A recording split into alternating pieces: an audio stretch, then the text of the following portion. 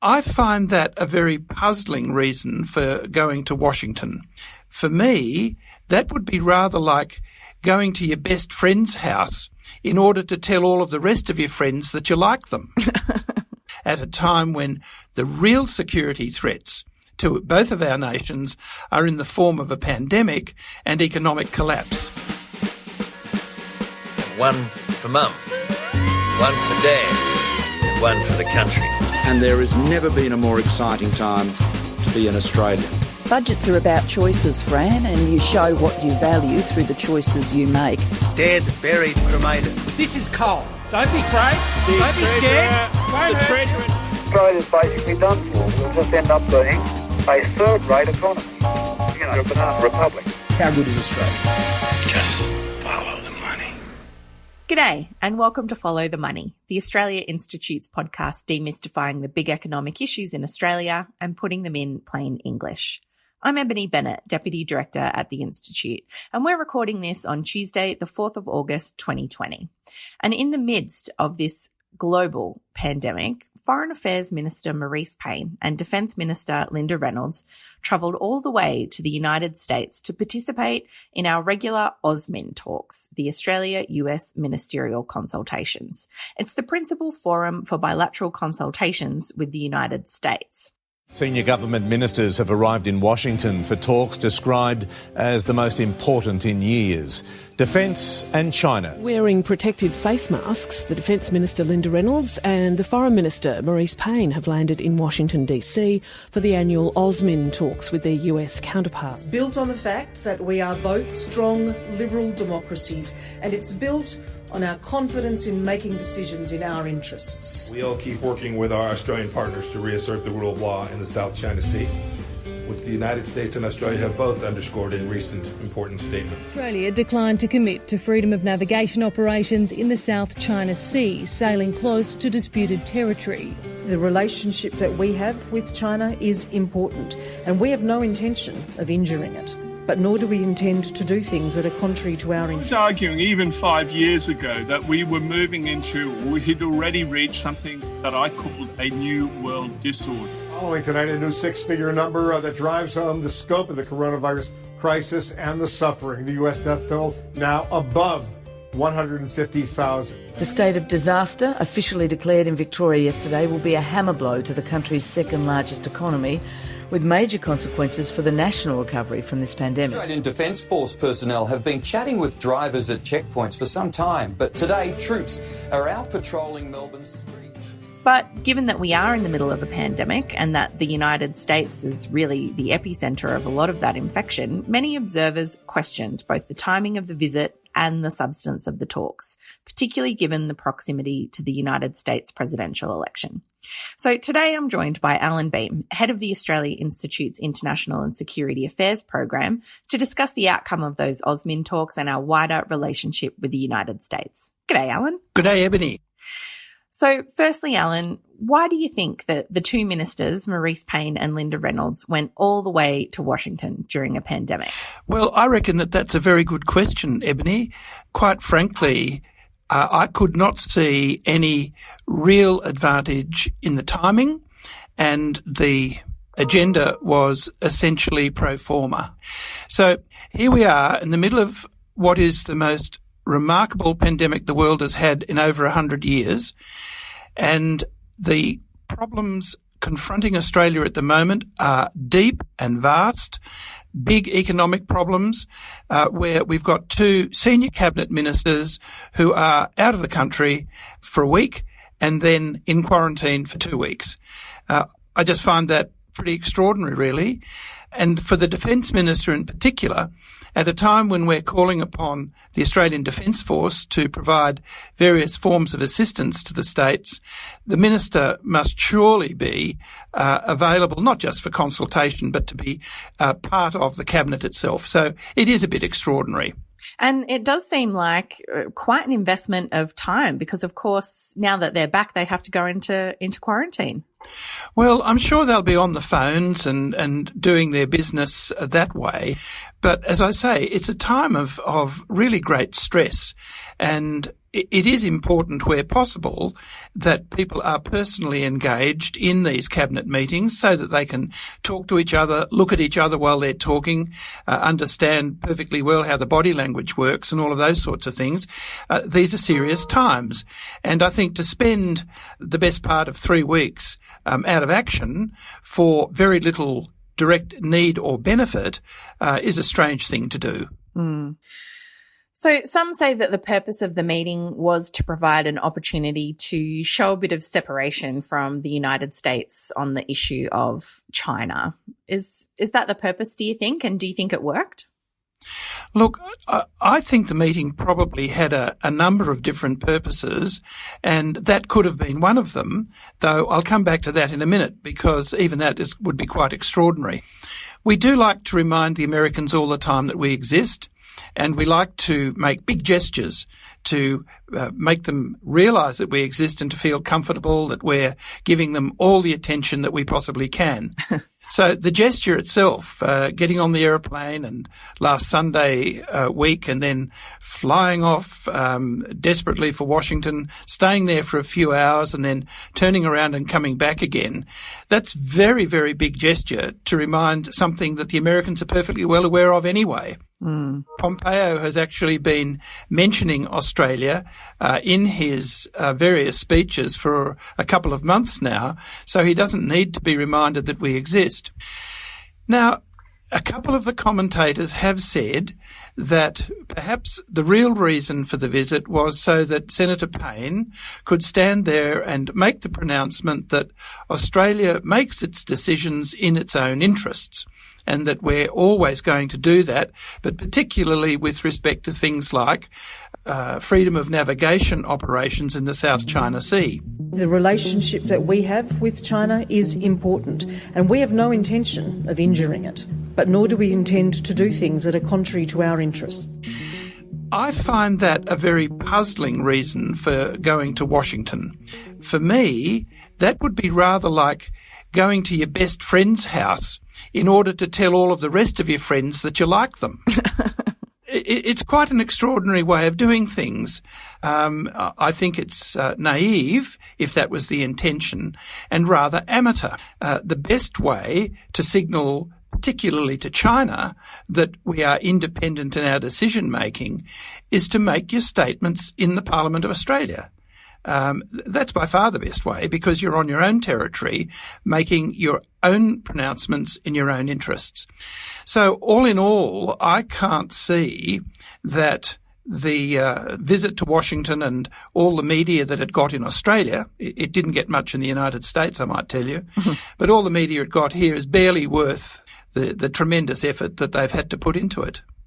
And yeah, I was going to ask, what really are the outcomes of this? Is there anything demonstrable that Australia got? The only thing that I can see that is clear is that Senator Payne was able to say that we're going to continue to conduct our freedom of navigation operations as we always have, and that is outside the 12 nautical mile limit of the putative Chinese claim. Now, she could have told Secretary Pompeo that on the phone, I think. That is how Australia has been conducting them for some time now. I was going to say that that's not a shift in... No, it's not a shift at all. Yeah. And so whether it was her intention simply to make sure that the Americans knew that we were going to continue to participate, but on our terms, it's an extraordinary gesture, I think, to deliver very little in the way of real messaging. And what, if anything, did the United States get out of Australia travelling all that way for those talks? Well, obviously not media, but what else were they looking for? Oh, I think that the United States, it's always good for the United States at a time when there are various frictions within its alliance systems to have at least one ally who turns up all the time, on time, and does whatever is necessary to make the United States feel good about itself. Going back to that deputy sheriff role. Well, that's right. And I think that is rather a demeaning role for Australia, particularly in our part of the world. We have our own business to conduct here, and in order to be successful in conducting it, we need to have our own quite particular sets of relationships with the countries of Asia, including China. So I think that to give comfort and succour to the Trump administration in the middle of a pandemic, at a time when its alliances, whether with South Korea or Japan or with NATO, are all under different sorts of stress. You might recall that the President of France, Mr. Macron, said last year that, in his opinion, NATO had gone brain dead. So that does indicate stress in that very important European alliance. So for Australia to be rushing over to Washington to remind the United States that we're still its bestie is, I think, rather unusual. And I guess how much should we read into the timing of this visit and the proximity to the presidential election? How bound up is this visit in US domestic politics, do you think? Well, again, some commentators have concluded that part of the reason for this was to indicate to President Trump and his administration that we're still their friends and still support them. For me, I just wonder how smart a move that might be, given that the polls are solidifying behind Mr. Biden's quest for the presidency. And if in November, which is sort of, the elections are about 90 days away now, if on November the 3rd, Mr. Biden becomes the President of the United States and is elected as President of the United States, he won't become President until the 20th of January 21.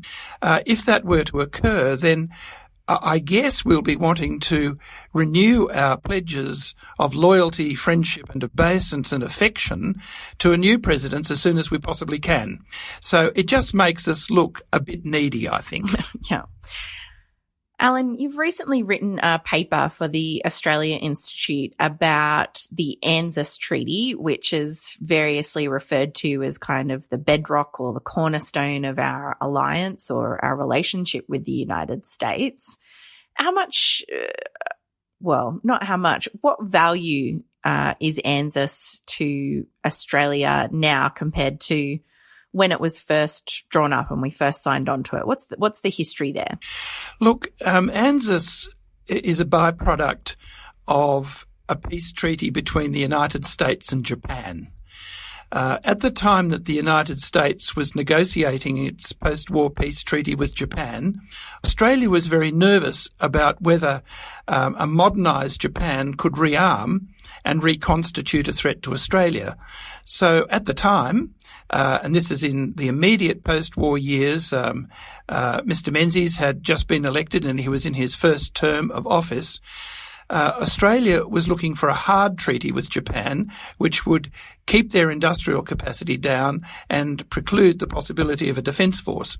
The United States, on the other hand, was looking for a soft treaty because they could see that Japan would become a strategic asset to the United States, particularly should China take on some larger strategic form than it had at the time. And of course, that has certainly happened. So the ANZUS Treaty was a sop to Australia's insecurity.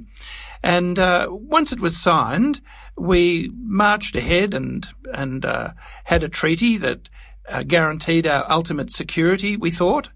And it went on that way all the way through the Korean War, all the way through the Vietnam War. At no stage was ANZUS really much brought into calculation until we had the confrontation between Indonesia and Malaysia back in the early 60s. And Australia thought it would go in and support Malaysia in that confrontation, but it needed a bit of reassurance, as we seem always to do. So Prime Minister Menzies, he got on his plane and went off to Washington to have a conversation with President Kennedy, asking the President to make sure that if Australia got attacked by Indonesia, the United States would come and defend us. And President Kennedy very politely told the Prime Minister to go home, that the United States had no intention whatsoever of going to war with Indonesia. And so the ANZUS Treaty sits there as a very nice thing to have, because we can do all sorts of things underneath the umbrella of that treaty.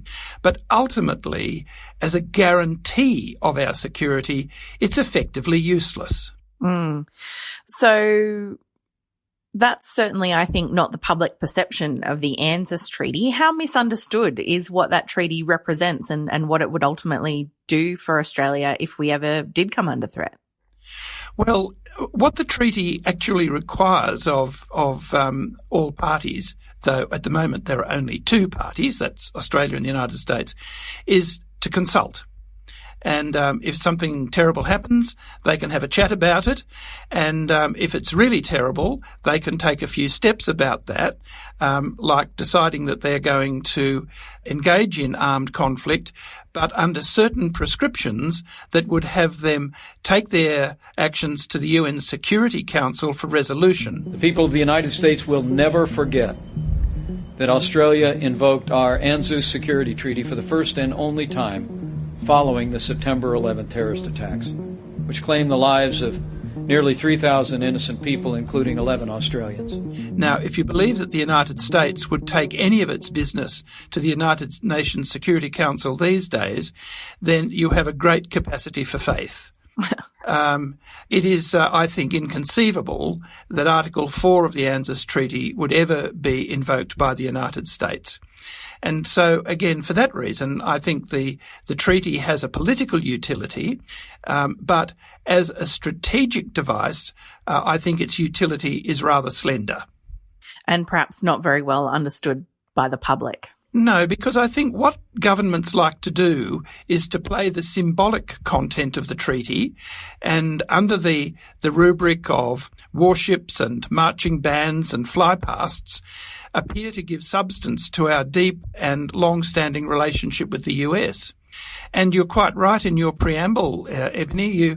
You said that AUSMIN is the principal forum for the conduct of our bilateral relationship with the United States, as though our defence relationship were the talisman of that very complex relationship we have with the US. It's certainly my opinion that we do need to have serious and frequent conversations with our very close partner, but that cannot be limited simply to defence and security matters at a time when the real security threats to both of our nations are in the form of a pandemic and economic collapse.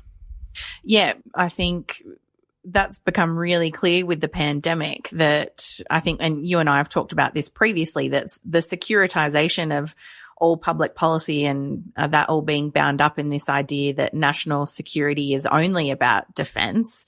The pandemic's really shown that up to be quite shallow and ineffective, I guess, certainly when it comes to a pandemic, but also climate change and other policy ideas like you point out. Oh, no, absolutely right. I think, Ebony, we have, at the Institute, we've been doing quite a lot of work around the fact that in this century, it is much more likely that human security will be the central concern of all governments as they consider the broader dynamics of national security, and that defence capability, that is security against armed adversaries, is likely not to take centre stage because every country in the world has got the same sets of problems.